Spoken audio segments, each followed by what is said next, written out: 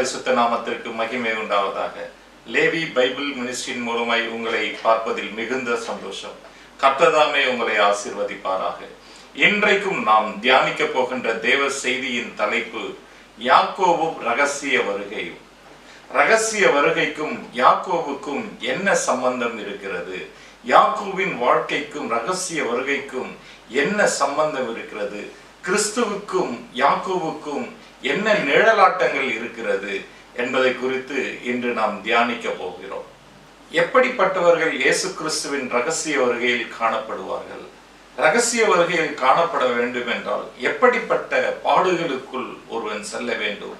எப்படிப்பட்ட சகிப்புத்தன்மைக்குள் ஒருவன் செல்ல வேண்டும்? எப்படிப்பட்ட பொறுமைக்கு ஒருவன் கடந்து செல்ல வேண்டும்? எப்படிப்பட்ட உபத்திரவங்களை கடந்து செல்ல வேண்டும் என்பதை குறித்து நாம் தியானிக்க போகிறோம்.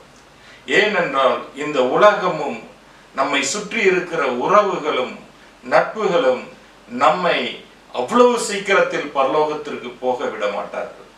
ஏனென்றால் இந்த உலகம் பொல்லாங்கனுடைய கையில் சிக்கி இருக்கிறது. இந்த பொல்லாங்கன் எப்படியாவது நம்மை பரலோகம் செல்ல விடாமல் ஏதாவது ஒரு குற்றச்சாட்டை நம் மீது சுமத்தி நம்மை பழி வாங்கி நம்மை அவமானப்படுத்தி நம்மை நிந்தித்து நம்மை அழ வைத்து நம்மை எப்படியாவது ரட்சிப்பை விட்டு விலக்கிவிட வேண்டும் என்பதற்காக அவன் முயற்சி செய்து கொண்டிருக்கிறான். நாம் அவமானங்களை சகிக்க வேண்டும், பாடுகளை சகிக்க வேண்டும், பொய் குற்றச்சாட்டுகளை சகிக்க வேண்டும், உபத்திரவங்களை சகிக்க வேண்டும். இப்படிப்பட்ட பாடுகளை சகித்து பொறுமையை கற்றுக்கொண்டு தேவனிடத்தில் நம்பிக்கை வைத்து தேவனுடைய மகிமையில் நாம் காணப்பட வேண்டும். அப்போஸ்தலர்கள் எழுதின நிருபம் 14வது அதிகாரம் 22வது வசனம் நமக்கு சொல்கிறது. சீஷருடைய மனதை திடப்படுத்தி விசுவாசத்திலே நிலைத்திருக்கும்படி அவர்களுக்கு புத்தி சொல்லி நாம் அநேக உபத்திரவங்களின் வழியாய் தேவனுடைய ராஜ்யத்தில் பிரவேசிக்க வேண்டும் என்று சொன்னார்கள். அப்போஸ்தலர்கள் சீஷர்களுடைய மனதை திடப்படுத்தினார்கள்.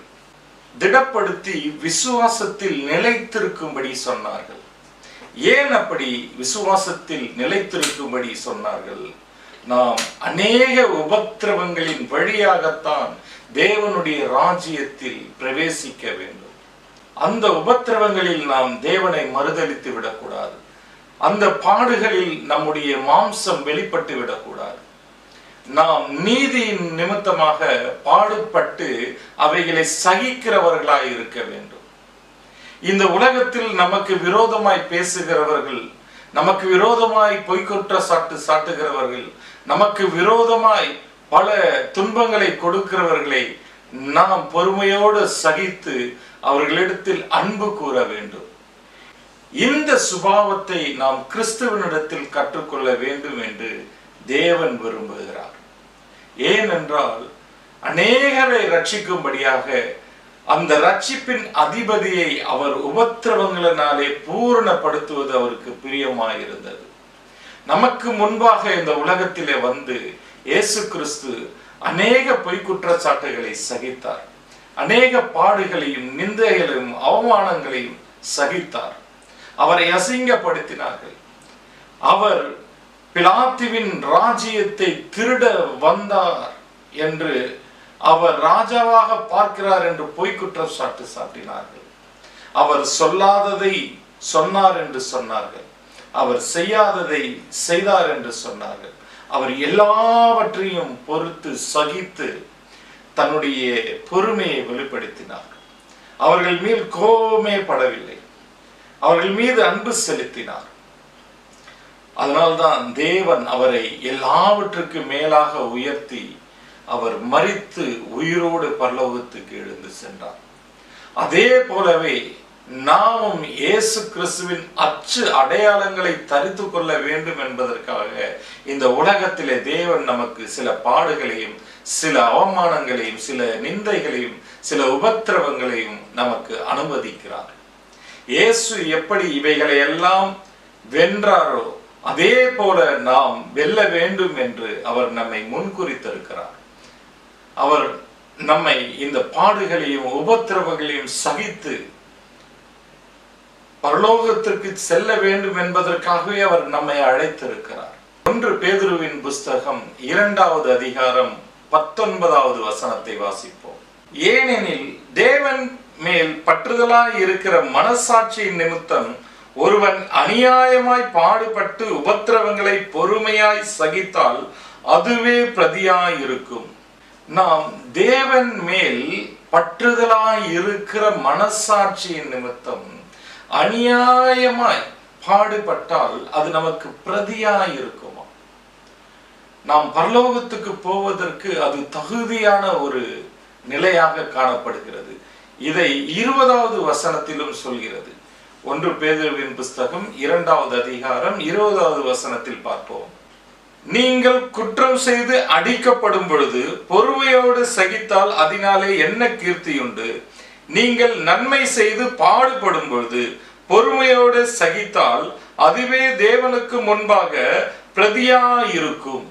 ரட்சிக்கப்பட்ட பிள்ளைகள் குற்றம் செய்து பாடுகளை அனுபவிப்பதை காட்டிலும் நன்மை செய்து பாடுகளை அனுபவிப்பது பிரதியாயிருக்கும் என்று தேவன் சொல்லியிருக்கிறார். அதற்கு அடுத்த வசனத்தை பார்க்கும்போது நீங்கள் இதற்காகவே அழைக்கப்பட்டிருக்கிறீர்கள் என்று வேதம் குறிப்பிடுகிறது. நாம் இந்த பூமியிலே நன்மை செய்து பாடுகளை அனுபவிக்கிறவர்களாய் இருக்கும்படிக்காக தேவன் நம்மை முன்குறித்திருக்கிறார். இந்த உலகத்திலே நம்முடைய உறவுகளும் நட்புகளும் நாம் சந்திக்கிற மனிதர்களும் நம்மை அவமானப்படுத்துவார்கள், நமக்கு உண்டானதை அபகரிப்பார்கள், நமக்கு உண்டான சந்தோஷத்தை பறிப்பார்கள், நமக்கு உண்டான மகிழ்ச்சியை பறிப்பார்கள், நமக்கு உண்டான நிம்மதியான வாழ்க்கையை பறிப்பார்கள், நமக்கு உண்டான ஆசீர்வாதங்களையும் பறிப்பார்கள். ஆனாலும் இவைகள் எல்லாவற்றிலிருந்து தேவன் நம்மை விடுதலையாக்க வல்லவராக இருக்கிறார். அவர்கள் நமக்கு விரோதமாய் செய்கின்ற அத்தனை சதி திட்டங்களையும் பேசுகின்ற எல்லா வார்த்தைகளையும் தேவன் பார்த்து கொண்டு தான் இருக்கிறார். இவைகள் எல்லாவற்றையும் நமக்கு நன்மையாக மாற்றி தருவார். நாம் அழிந்து விடுவோமோ, நாம் ஒழிந்து விடுவோமோ, எனக்கு எல்லாம் இல்லாமல் போய்விடுவோமோ என்று நாம் நினைக்கின்ற நினைப்புகளை எல்லாம் மாற்றி நம்மை பரிபூரணமான ஆசீர்வாதத்தோடு பரலோகத்துக்கு வர செய்வார். இதைதான் யாக்கோபனுடைய வாழ்க்கையிலும் தேவன் செய்து கொடுத்தார். யாக்கோபு கானான் தேசத்திலே தன்னுடைய தகப்பனோடு வாழ்ந்திருந்தான். கானான் தேசம் என்பது பரலோகத்துக்கு நிழலான ஒரு தேசம்.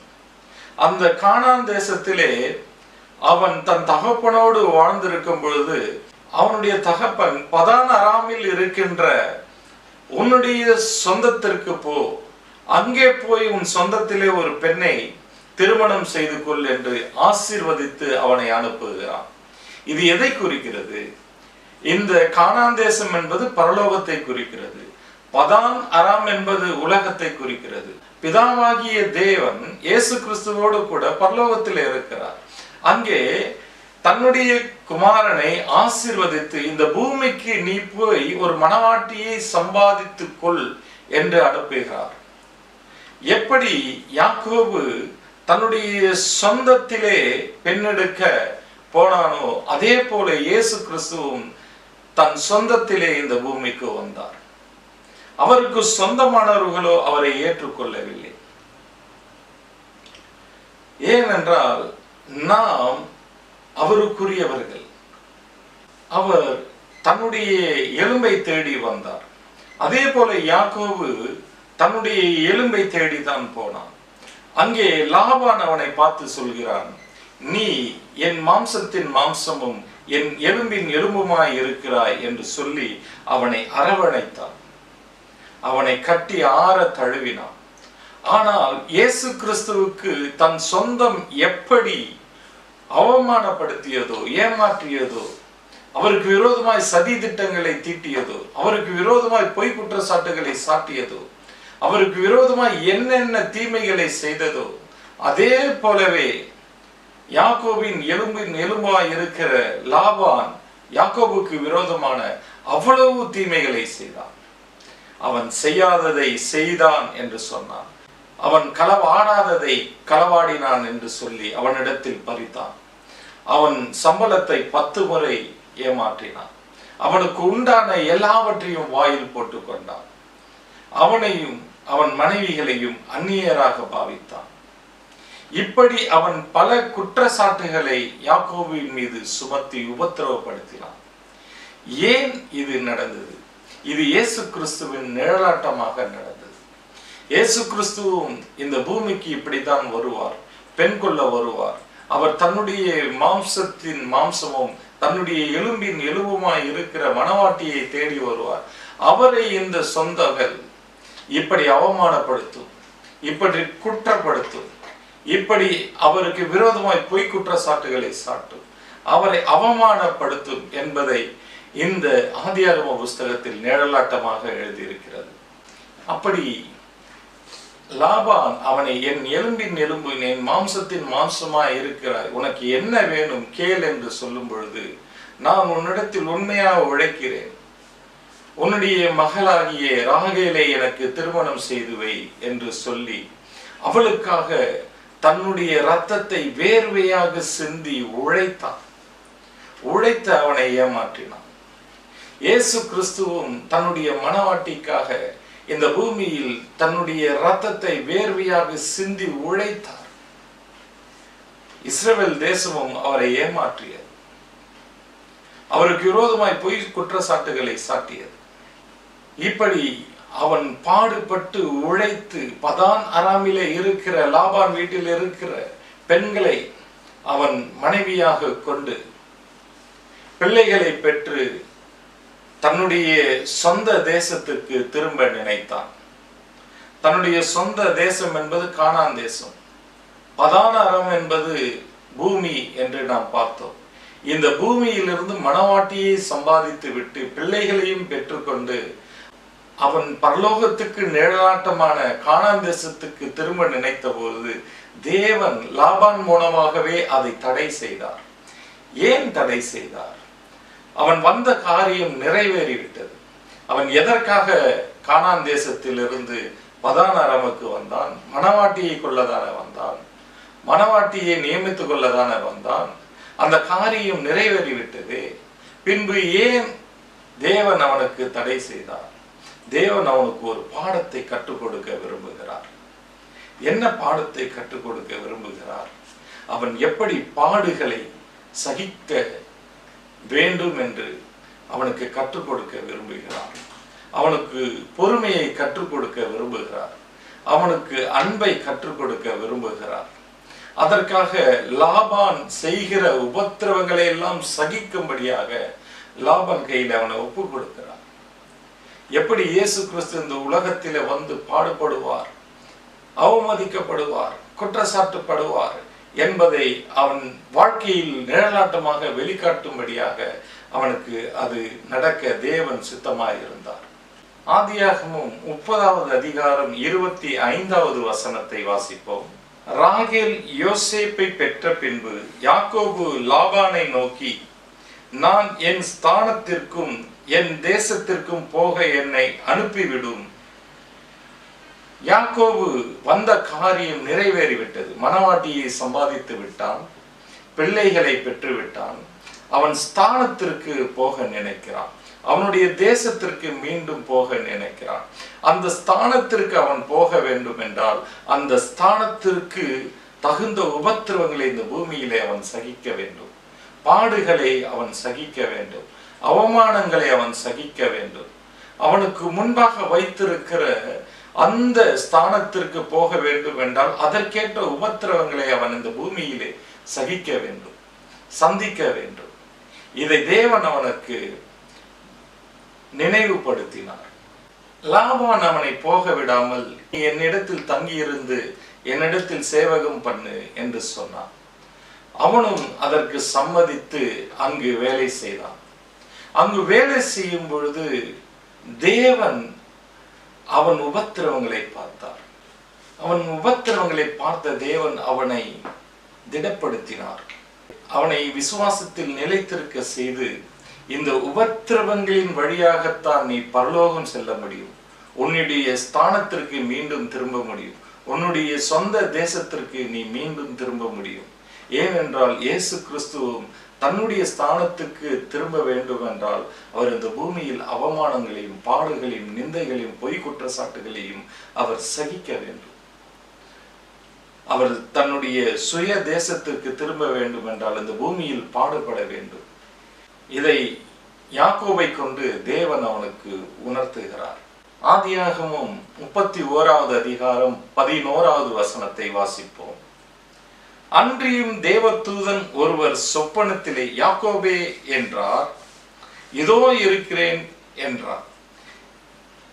இவன் பல பாடுகளையும் உபத்திரவங்களையும் பொய் குற்றச்சாட்டுகளையும் அவமானங்களையும் ஏமாற்றங்களையும் சந்திக்கும் பொழுது தேவன் அவனுக்கு சொப்பனத்தில் தோன்றி அவனை திடப்படுத்துகிறார், அவனை தேற்றுகிறார். விசுவாசத்திலே வேறொன்று செய்ய அவனுக்கு ஒரு சொப்பனத்தை காட்டுகிறார். ஆதியாகமம் 31வது அதிகாரம் 12வது வசனத்தை வாசிப்போம். அப்பொழுது அவர், உன் கண்களை ஏறெடுத்து பார், ஆடுகளோடே பொலியும் கடாக்கள் எல்லாம் கலப்பு நிறமும் புள்ளியும் வரியுள்ளவைகளுமாய் இருக்கிறது. லாபான் உனக்கு செய்கிற யாவையும் கண்டேன் என்றார். இந்த உலகம் உங்களுக்கு விரோதமாய் செய்கிற எல்லாவற்றையும் தேவன் பார்த்து கொண்டு தான் இருக்கிறார். இந்த உலகமும் இந்த உலகத்தில் உள்ள உறவுகளும் நட்புகளும் உங்களை சூழ்ந்த மனிதர்களும் உங்களுக்கு விரோதமாய் பேசுகிறதையும் உங்களுக்கு விரோதமாய் செயல்படுத்துகிறதையும் உங்களுக்கு விரோதமாய் செய்கிற எல்லா காரியத்தையும் தேவன் பார்த்து கொண்டுதான் இருக்கிறார்.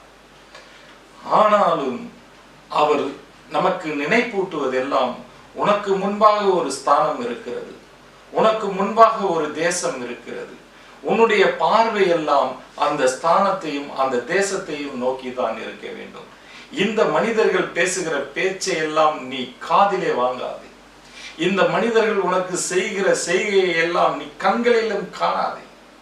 அவைகளை உன் இருதயத்தில் ஏற்றுக்கொள்ளாதே. உன் ஆடுகளை பார். உன் ஆடுகள் எல்லாம் கலப்பு நிறம் உள்ளதும் புள்ளி உள்ளதும் வரி உள்ளதுமாய் இருக்கிறது. உன்னுடைய மேன்மை இப்படிப்பட்டதாய் தேவன் ஆசீர்வதித்திருக்கிறார். உனக்கு முன்பாக இவ்வளவு பெரிய ஆசீர்வாதங்களை வைத்திருக்கிறார். நீ ஏன் லாபான் செய்கிற காரியங்களை பார்த்து கொண்டிருக்கிறாய்? ஏன் உன் உறவுகள் செய்கிற காரியங்களை பார்த்து கொண்டிருக்கிறாய்? ஏன் இந்த உலகம் செய்கிற காரியங்களை பார்த்து கொண்டிருக்கிறாய்? ஏன் உன்னை சுற்றியுள்ள மனிதர்கள் உனக்கு விரோதமாய் பேசுகிற காரியங்களை கேட்டுக்கொண்டிருக்கிறாய்? உனக்கு முன்பாக தேவன் வைத்திருக்கிறதை பார் என்று அவனுக்கு சொப்பனத்தில் தோன்றி அவனை திடப்படுத்தினார். உடனே அவன் சுதாகரித்துக் கொண்டு ஒரு காரியத்தை செய்தான். என்ன செய்தான் என்று பார்ப்போம். ஆதியாகமம் 30வது அதிகாரம் 37வது வசனத்தை வாசிப்போம்.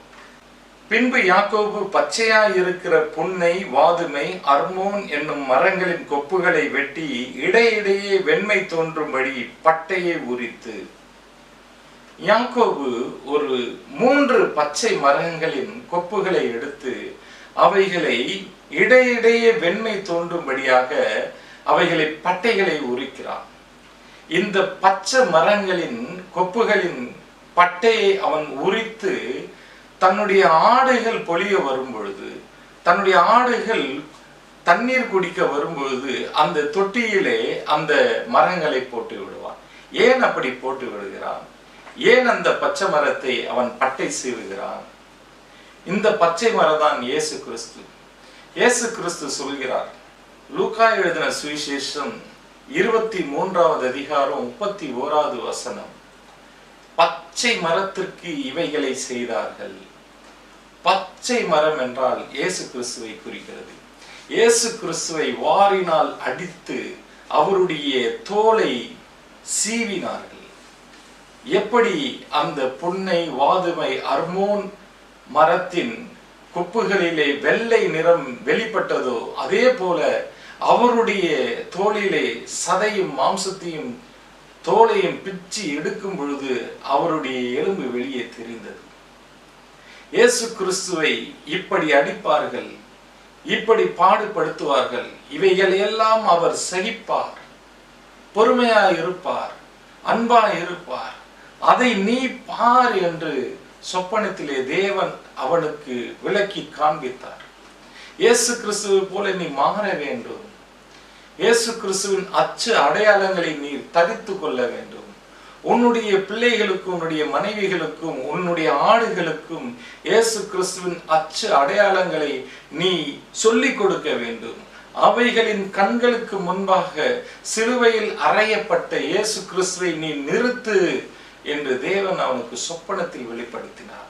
அதனாலதான் அவன் புன்னை, வாதுமை, அர்மோன் மரங்களின் பட்டைகளை உரித்து ஆடுகள் தண்ணீர் குடிக்க வரும் பொழுது அவைகளின் கண்களுக்கு முன்பாக அவைகளை போட்டான்.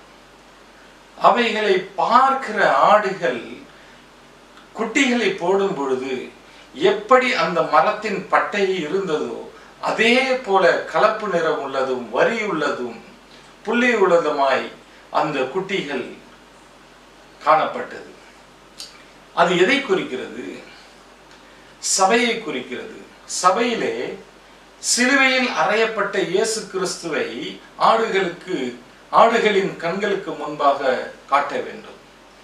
சிலுவையில் அறையப்பட்ட இயேசு கிறிஸ்துவின் பாடுகளையும் நிந்தைகளையும் அவமானங்களையும் சகிப்புத்தன்மையும் பொறுமையும் அன்பையும் போதித்து அதன்படி தன்னுடைய ஆடுகளை வளர்க்க வேண்டும் என்று தேவன் விரும்புகிறார்.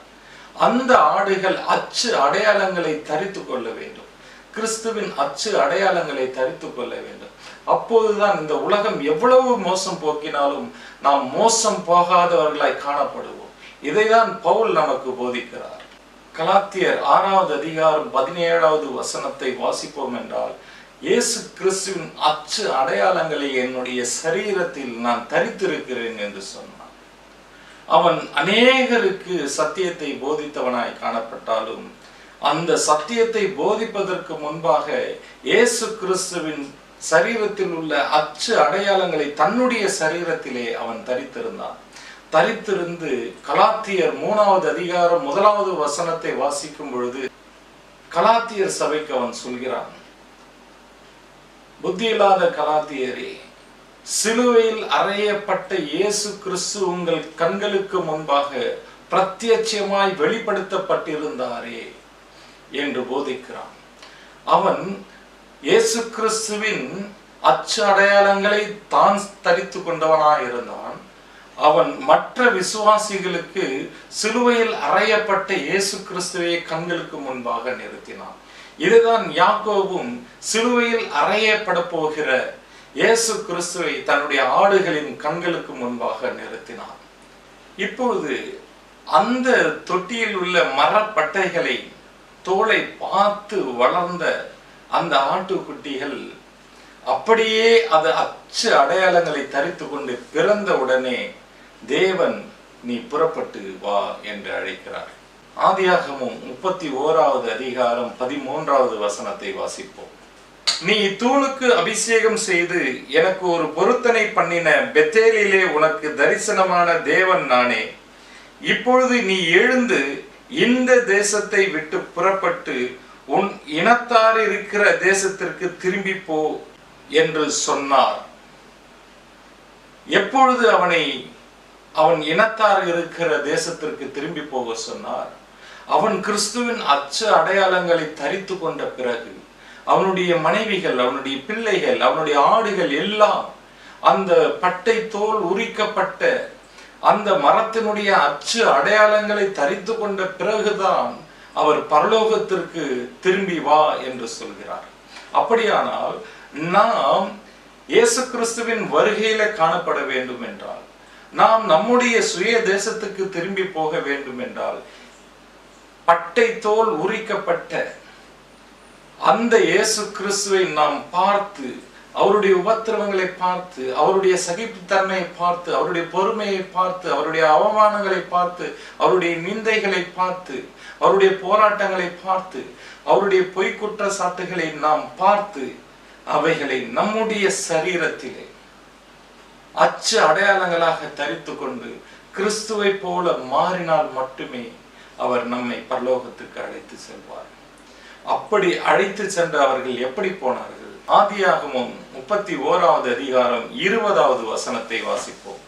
யாக்கோபு தான் ஓடி போகிறதை சீரியனாகிய லாபானுக்கு அறிவியாமல் திருட்டளவாய் போய்விட்டான். தேவன் அவனை நீ திரும்பி உன் தேசத்திற்கு போ என்று சொன்ன பொழுது அவன் லாபானுக்கே தெரியாமல் திருட்டளவாய் எழுந்து போனான். இப்படிதான் ரகசிய வருகையே இருக்கும். இந்த உலகத்தில் யாருக்கும் தெரியாமல், நம்மை உபத்திரவப்படுத்தினவர்களுக்கு தெரியாமல், நமக்கு விரோதமாய் பேசினவர்களுக்கு தெரியாமல், நமக்கு விரோதமாய் பொய் குற்றச்சாட்டு சாட்டுகிறவர்களுக்கு தெரியாமல் நாம் திருட்டளவாய் தேவன் நம்மை இந்த உலகத்தை விட்டு ரகசிய வருகையிலே திருடன் வருகிற விரோதமாய் வந்து நம்மை அழைத்து செல்வார். நாம் அப்படி இந்த உலகத்தை விட்டு செல்லும் பொழுது எப்படி போவோம்? ஆதியாகமம் 32வது அதிகாரம் 10வது வசனத்தை வாசிப்போம். அடியேனுக்கு தேவரீர் காண்பித்த எல்லா தயவுக்கும் எல்லா சத்தியத்துக்கும் நான் எவ்வளவேனும் பாத்திரன் அல்ல. நான் கோலும் கையுமாய் இந்த யோர்தானை கடந்து போனேன். இப்பொழுது இவ்விரண்டு பரிவாரங்களை உடையவனானேன். இந்த உலகம், நம்முடைய உறவுகள், நம்மை சுற்றி இருக்கிறவர்கள் நம்முடையதை பறித்தாலும் அபகரித்தாலும் ஏமாற்றினாலும் வாயில் போட்டுக்கொண்டாலும் நமக்கு விரோதமாய் என்ன தீமை செய்தாலும் தேவன் அதை நன்மையாக முடிய செய்து இவ்விரண்டு பரிவாரங்களோடு யாக்கோபு போனதை போல நம்மையும் இவ்விரண்டு பரிவாரங்களோடு செல்ல தேவன் நம்மை ஆசீர்வதித்திருக்கிறார். அவருடைய வருகையில் நாம் காணப்பட வேண்டும் என்றால் யாக்கோபு எப்படி பாடுகளையும் அவமானங்களையும் நிந்தைகளையும் சகித்து உபத்திரவத்தின் வழியாக தன்னுடைய ஸ்தானத்திற்கு திரும்பி போனானோ, தன்னுடைய சுய தேசத்திற்கு திரும்பி போனானோ, இயேசு கிறிஸ்து எப்படி பரலோகத்திலிருந்து இந்த பூமிக்கு வந்து எல்லா பொய் குற்றச்சாட்டுகளையும் சந்தித்து எல்லா அவமானங்களையும் பாடுகளையும் சந்தித்து கீழ்ப்படிதலை கற்றுக்கொண்டாரோ, அதே போல நாமும் கீழ்ப்படிதலை கற்றுக்கொள்ளும்படியாய், பொறுமையாய் இருக்கும்படியாய், இவைகளை சகிக்கும்படியாய் தேவன் நம்மை முன்குறித்திருக்கிறார். நாமும் நமக்கு விரோதமாய் பொய்க்குற்றச்சாட்டுகளை சகிப்போம், நமக்கு விரோதமாய் பேசுகிறதை சகிப்போம், நமக்கு விரோதமாய் வருகிற அவமானங்களை சகிப்போம், நமக்கு விரோதமாய் வருகிற ஏமாற்றங்களை சகிப்போம். ஆனாலும் தேவன் இவை எல்லாவற்றையும் நன்மையாக முடிய செய்வார். நம்மை இயேசு கிறிஸ்துவின் அச்சு அடையாளங்களை தரித்து கொண்டவர்களை மாற்றி அவர் நம்மை பரலோகத்துக்கு அழைத்து செல்வார். அவருடைய வருகைக்கு நாம் ஆயத்தமாயிருப்போம். God bless you. கர்த்தர் தாமே உங்களை ஆசீர்வதிப்பாராக. ஆமென்.